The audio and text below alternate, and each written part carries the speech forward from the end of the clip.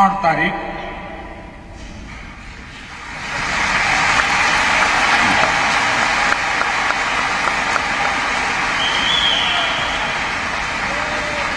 रात 8 बजे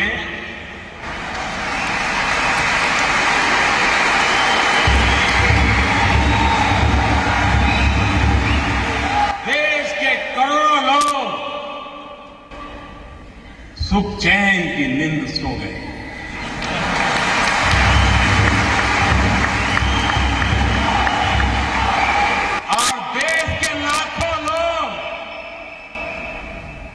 नींद के लिए गोलियां खरीदने जा रहे हैं, गोलियां नहीं मिल रही हैं।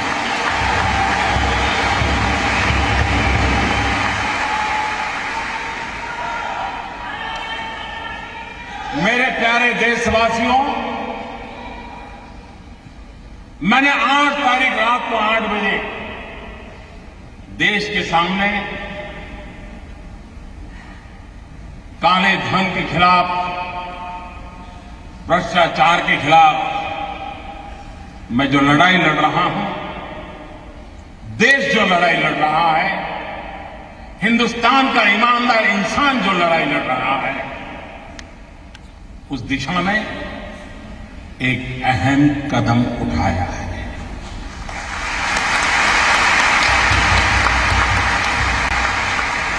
लेकिन कुछ लोग हैं जो अपने ही ख्यालों में खोए रहते हैं। वे अपनी नाप पट्टी लेकर के ही किसी को नापते रहते हैं और उसमें फिट नहीं होता है तो देखते हैं कुछ गड़बड़। अगर इस देश के अर्थशास्त्रियों ने, इस देश के पल्सिस को समझ करके एनालिसिस करने वालों ने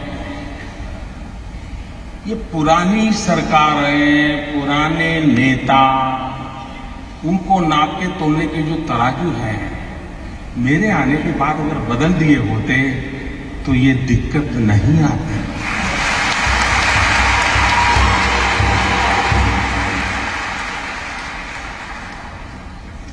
उनको समझ आना चाहिए था कि ऐसी सरकार देश ने चुनी है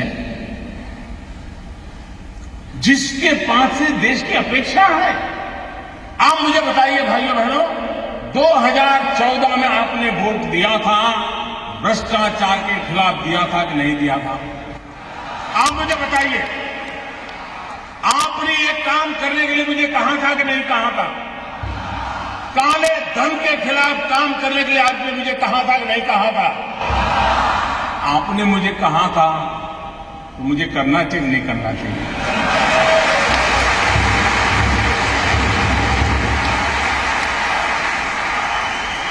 आप मुझे बताइए, आपने जब मुझे ये करने के लिए कहा था तो आपको भी पता था कि ये काम करूंगा तो थोड़ी तकलीफ होगी? पता था कि नहीं था? ऐसा तो नहीं था कि बस आपको ऐसे ही मुंह में पतासा आ जाएगा, ऐसा तो नहीं था ना? सबको मालूम था। ये सरकार बनने के तुरंत बाद हमने एक सुप्रीम कोर्ट के निवृत्त न्यायमूर्ति के नेतृत्व में स्पेशल इन्वेस्टिगेशन टीम बनाई, एसआईटी। दुनिया में कहां ये कारोबार चल रहा है, इस पर ये टीम काम कर रही है और हर 6 महीने वो सुप्रीम कोर्ट को रिपोर्ट कर रही है। ये काम पहले वाली सरकारें टालती रही थी, हमने किया। अपने यहां कहावत है, पुत्र के लक्षण पालने में। जब मेरी पहली कैबिनेट में पहले ही दिन ऐसा बड़ा कड़ा निर्णय करता हूं तो पता नहीं था कि मैं आगे करने वाला हूं। मैंने छुपाया था क्या? कुछ नहीं छुपाया मैंने। हर बार मैंने ये बात कही है और आज मैं आपको इसका ब्यौरा दे रहा हूं। देश मुझे सुन रहा है। मैंने देश को कभी अंधेरे में नहीं रखा है, मैंने देश को कभी गलतफहमी में नहीं रखा है। खुल करके बात कही है और ईमानदारी से।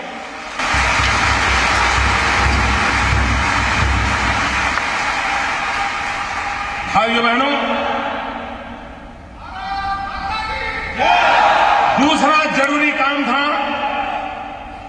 दुनिया के देशों के साथ पिछले 50-60 साल में ऐसे एग्रीमेंट हुए थे कि जिसके कारण हम ऐसे बंद गए थे कि हम कोई जानकारियां ही नहीं पा रहे थे। हमारे लिए बहुत जरूरी था कि दुनिया के देशों से पुराने जो एग्रीमेंट है उसमें बदलाव करें, कुछ देशों के साथ नया एग्रीमेंट करें। अमेरिका जैसे देशों को मैं समझाने में सफल हुआ कि आप हमारे साथ एग्रीमेंट कीजिए और आपकी बैंकों में किसी हिंदुस्तानी का पैसा है, आता है या जाता है, हमें तुरंत पता करना चाहिए। ये काम मैंने दुनिया के कई देशों के साथ किया है, कुछ देशों के साथ अभी भी चल रहा है, लेकिन विश्व में कहीं पर भी भारत की चोरी लूट का पैसा गया है तो उसकी तुरंत जानकारी मिले, इसका प्रबंध पुरजोश तरीके से हमने किया है। हम जानते हैं, आपको भी पता है कि दिल्ली के किसी बाबू का ये गोवा में फ्लैट बना हुआ है ना। मैं गोवा के बिल्डरों से मेरी शिकायत नहीं है, उनका तो काम है मकान बेचना, लेकिन गोवा में जिसकी 7 पीढ़ी में कोई गोवा रहता नहीं है, वो पैदा हुआ कहीं और, काम कर रहा है दिल्ली में, बड़ा बाबू है, फ्लैट खरीदा गोवा में। किसके नाम? खुद के नाम खरीदते हैं क्या? औरों के नाम से खरीदते कि नहीं खरीदते लोग? हमने कानून बनाया, जो भी बेनामी संपत्ति होगी, दूसरे के नाम की संपत्ति होगी, हम कानूनन अब उस पर हमला बोलने वाले। ये संपत्ति देश की है, ये संपत्ति देश के गरीब की है, और मेरी सरकार सिर्फ और सिर्फ देश में से गरीबों की मदद करना मेरा कर्तव्य मानती है और मैं उसको करके रहूंगा।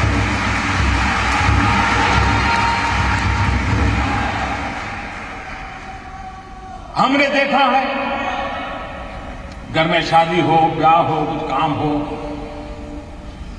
ज्वेलरी खरीदते हैं, बीवी का जन्मदिन हो, ज्वेलरी खरीदते हैं, कभी सोना खरीदते हैं, और ज्वेलर भी कोई बात नहीं, ले जाए साहब, थैला भर करके ले आइए, नहीं लाइए, न बिल देना, न लेना, न कोई हिसाब रखना, कुछ नहीं साहब। चल रहा था नहीं चल रहा था, सब कैश चलता था नहीं चलता था, ये कोई गरीब लोग करते थे क्या? ये बंद होना चाहिए नहीं होना चाहिए? हमने नियम बनाया कि 2 लाख रुपए से ज्यादा अगर आप गहने खरीदते हैं, ज्वेलरी खरीदते हैं, तो आपको आपका पैन नंबर देना पड़ेगा ही। इसका भी विरोध हुआ था, आप हैरान होंगे, आधे से ज्यादा पार्लियामेंट के मेंबर, आधे से ज्यादा मुझे ये कहने के लिए आए थे कि मोदी जी ये नियम मत लगाओ, और कुछ लोगों ने तो चिट्ठी लिखित में मुझे चिट्ठी लिखने की हिम्मत की है, जिस दिन मैं उसको पब्लिक में करूंगा शायद पता नहीं वो अपने इलाके में जा पाएंगे कि नहीं जा पाएंगे।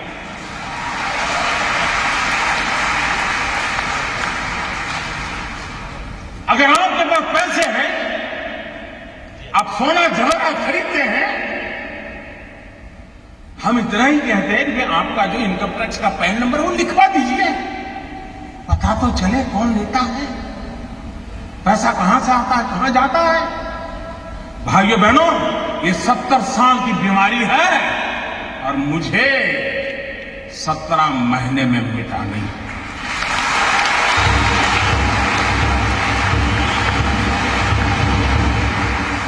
भाइयों बहनों,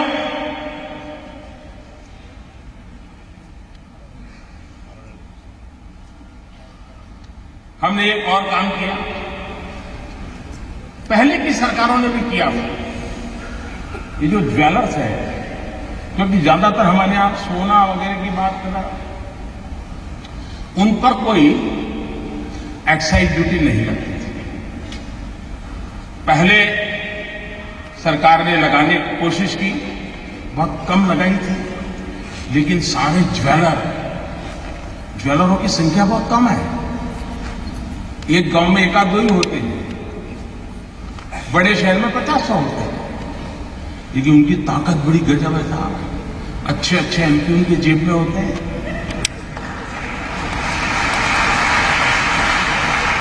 और ज्वेलरी पर जब एक्साइज लगाई तो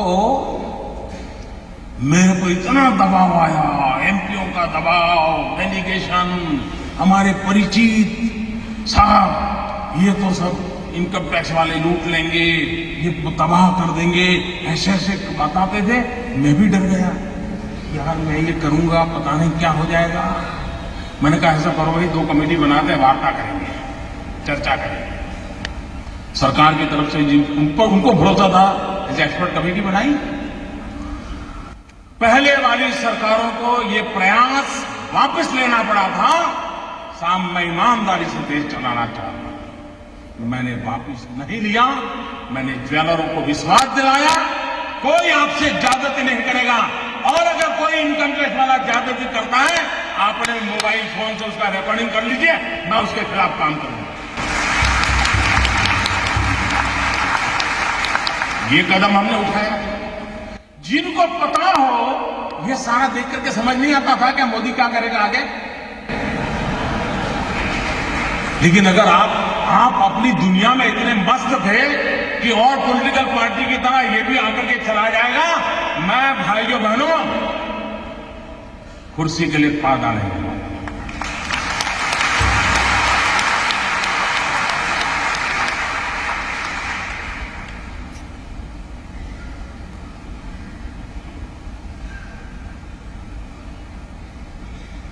मेरे देशवासियों,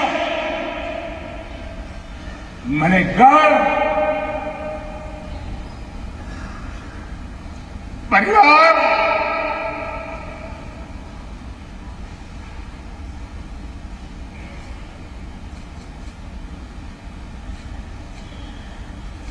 सब कुछ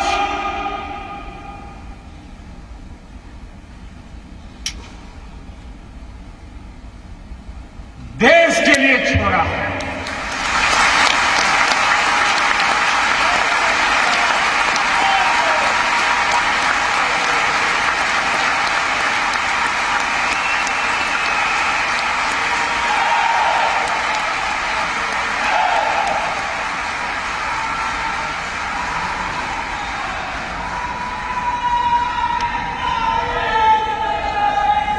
हमने दूसरी तरफ ये भी जोर लगाया,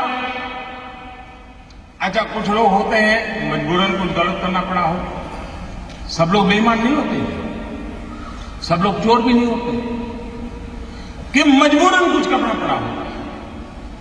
वे अगर उनको मौका मिले तो सही रास्ते पर आने को तैयार हो, और ये संख्या बहुत बड़ी होती है। हमने लोगों के ध्यान में स्कीम रखी कि अगर आपके पास ऐसे बेईमानी के पैसे पड़े हैं, गलत पैसे पड़े हैं, तो आप इस कानून के तहत जमा करा दीजिए, इतना दंड भर दीजिए, उसमें भी मैंने कोई माफी नहीं दी।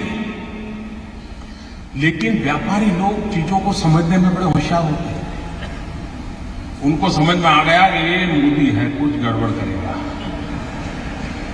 आपको जान करके खुशी होगी, आजादी के 70 साल में ऐसी योजनाएं कई बार आई। पहली बार 67,000 करोड़ रुपीज लोगों ने आकर के दंड समेत जमा कर दिए थे। और 2 साल में टोटल सर्वे के द्वारा, रेड के द्वारा, डिक्लेरेशन के द्वारा 1.25 लाख करोड़ रुपया जो कहीं हिसाब में नहीं था, उस सरकारी खजाने में जमा हुआ है। 1.25 लाख करोड़ का हिसाब आया। ये 2 साल में किए हुए काम का मैं हिसाब आज गोवा की धरती से पूरे देश को दे रहा हूं।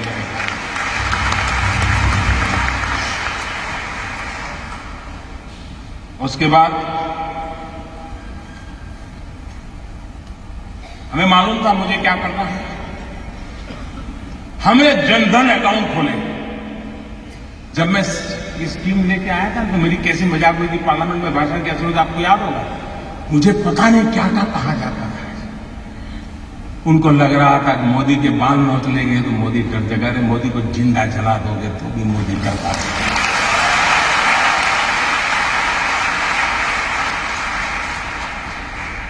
उसके बाद हमने प्रारंभ में आकर के एक काम लिया। प्रधानमंत्री जनधन योजना के द्वारा गरीब से गरीब का बैंक अकाउंट खोला। उस समय लोगों को समझ नहीं आया कि मोदी बैंक अकाउंट खोला कर रहा है। अब लोगों को समझ आएगा ये बैंक अकाउंट का क्या फायदा होने वाला है। करीब 20 करोड़ से ज्यादा गरीब लोगों के बैंक अकाउंट खोले और हिंदुस्तान में अमीर लोगों के जेब में बटवे में भांति बैंक को क्रेडिट और डेबिट कार्ड होते हैं। गरीब तो बेचारा सोच ही नहीं सकता था ऐसा भी कोई कार्ड होता है, कार्ड से मिल जाता है, कुछ पता नहीं था उसको। भाइयों बहनों, प्रधानमंत्री जनधन योजना के लिए बैंक के खाते खुले ऐसा नहीं, इस देश के 20 करोड़ लोगों को हमने रुपए कार्ड दिया है, डेबिट कार्ड दिया है और ये आज से 1 साल पहले किया हुआ है।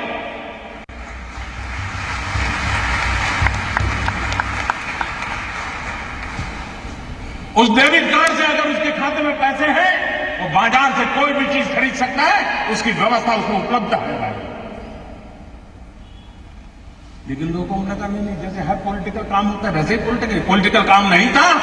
मैं धीरे धीरे देश की आर्थिक तबीयत सुधारने के लिए अलग अलग दवाइयां दे रहा था। धीरे धीरे डोज बढ़ा रहा, मैं डोज धीरे धीरे बढ़ा रहा था। अब भाइयों बहनों, मेरे देश के गरीबों की अमीरी देखिए। मैंने तुमको कहा था 0 अमाउंट से आप खाता खोल सकते हैं। एक बार आपका बैंक में पैर आना चाहिए बस। ये आर्थिक व्यवस्था में कहीं आप भी होने चाहिए। लेकिन मेरे देश के गरीबों की अमीरी देखिए दोस्तों। ये आज जो अमीर लोग रात को सो नहीं पाते हैं ना, गरीबों की अमीरी देखिए दोस्तों। मैंने तो कहा था कि 0 रकम से आप बैंक अकाउंट खोल सकते हैं, लेकिन मेरे देश के गरीबों ने बैंकों में जनधन अकाउंट में 45,000 करोड़ रुपया जमा करवाया दोस्तों। 45,000 करोड़।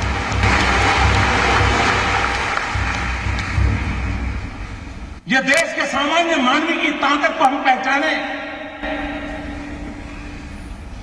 20 करोड़ परिवारों को रुपए कार्ड दिया, फिर भी कुछ लोग मानते ही नहीं थे। उनको लगता था यार कोई राजनीतिक गोटी बिठा देंगे तो हो जाएगा मसला।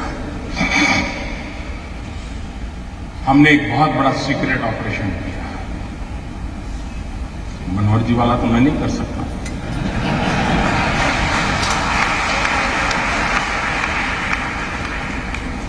दस महीने से काम पे लगा रहा। एक छोटी विश्वस्त टोली बनाई, क्योंकि इतनी नई नोटें छापना, नोटें पहुंचाना बड़ा कठिन, चीजें छिपाना बड़ा सीक्रेट रखना, वरना ये लोग ऐसे होते हैं साहब, पता चल जाए तो साहब अपना कर लेंगे। और 8 तारीख रात 8 बजे देश का सितारा चमकाने के लिए एक नया कदम उठा लिया दोस्तों। और मैंने उस रात को भी कहा था कि इस निर्णय से तकलीफ होगी, असुविधा होगी, कठिनाइयां होगी, ये मैंने पहले दिन कहा। लेकिन भाइयों बहनों, मैं आज देश के उन करोड़ों लोगों के सामने सर झुकाता हूं कि सिनेमा के थिएटर पर लाइन लगाते हैं ना, वहां भी झगड़ा हो जाता है। मैं देख रहा हूं पिछले 4 दिन से हजारों लोग पैसों के लिए कतार खड़ा के लगे हैं, लेकिन हर एक के मुंह से एक ही आवाज आ रही है कि ठीक है, मुसीबत हो रही है, तकलीफ हो रही है, पैर दुख रहे हैं, लेकिन देश का भला हो। मैं आज सार्वजनिक रूप से बैंक के सभी कर्मचारियों का अभिनंदन करता हूं। एक साल में, मेरे शब्द लिखिए, एक साल में बैंक के मुलाजिम को जितना काम करना पड़ता है ना, उससे ज्यादा काम वो पिछले 1 हफ्ते से कर रहा है जी, उससे ज्यादा काम। मुझे खुशी हुई, मैंने सोशल मीडिया में देखा, रिटायर्ड बैंक के कर्मचारी, किसी की उम्र 70 साल, किसी की 75 साल, वो बैंक में गए, उन्होंने कहा साहब रिटायर हो गए हैं, लेकिन इस पवित्र काम में हमें आता है, अगर आप हमें बिठा करके काम में लगाना चाहते हैं तो हम हमारी सेवा देने के लिए तैयार हैं।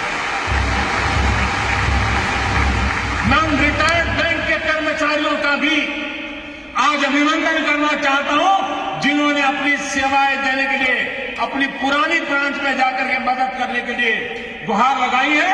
मैं उनका अभिनंदन करता हूं। मैं उन नौजवानों का अभिनंदन करता हूं जो कतार के बाहर धूप में खड़े रह करके अपने खर्चे से लोगों को पानी पिला रहे हैं, सीनियर सिटीजन के बिठाने के लिए कुर्सियां लेकर के दौड़ रहे हैं। चारों तरफ देश की युवा पीढ़ी खास करके इस समय इस काम को सफल करने के लिए काम में लगी है। इस काम की सफलता का कारण 8 तारीख के 8 बजे मोदी का निर्णय नहीं है। इस काम की सफलता का कारण 125 करोड़ देशवासी, जिसमें कुछ लाख छोड़ दो, ये जी जान से लगे हैं, इसलिए योजना सफल होना सुनिश्चित है। मैंने सिर्फ देश से 50 दिन मांगे हैं, 50 दिन। 30 दिसंबर तक मुझे मौका दीजिए मेरे भाई। अगर 30 दिसंबर के बाद कोई मेरी कमी रह जाए, कोई मेरी गलती निकल जाए, कोई मेरा गलत इरादा निकल जाए, आप जिस चौराहे में मुझे खड़ा करेंगे, मैं खड़ा होकर के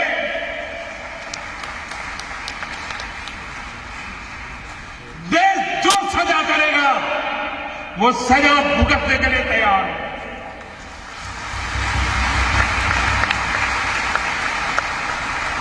कैसे कैसे लोग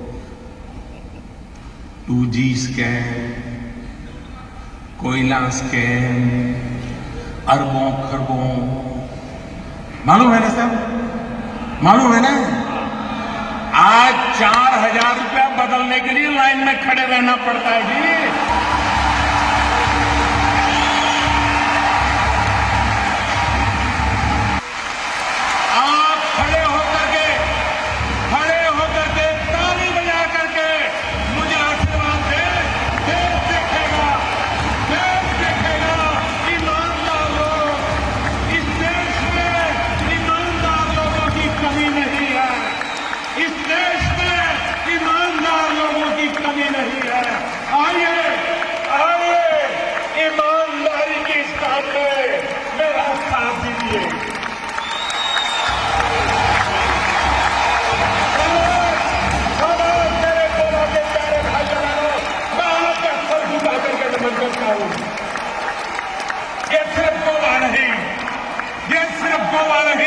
ये हिंदुस्तान के हर ईमानदार की आवाज है। हिंदुस्तान के हर ईमानदार की आवाज है। भाइयों बहनों, मैं जानता हूं मैंने कैसे कैसी ताकतों से लड़ाई मोल ली है। मैं जानता हूं मैं जानता हूं कैसे कैसे लोग मेरे खिलाफ हो जाएंगे। मैं जानता हूं 70 साल का उनका मैं लूट रहा हूं। मुझे जिंदा नहीं छोड़ेंगे, मुझे बर्बाद करके रहेंगे। उनको जो करना है करें। 50 साल भाइयों बहनों, 50 दिन मेरी मदद करें। देश 50 दिन मेरी मदद करे। जोर से तालियों के साथ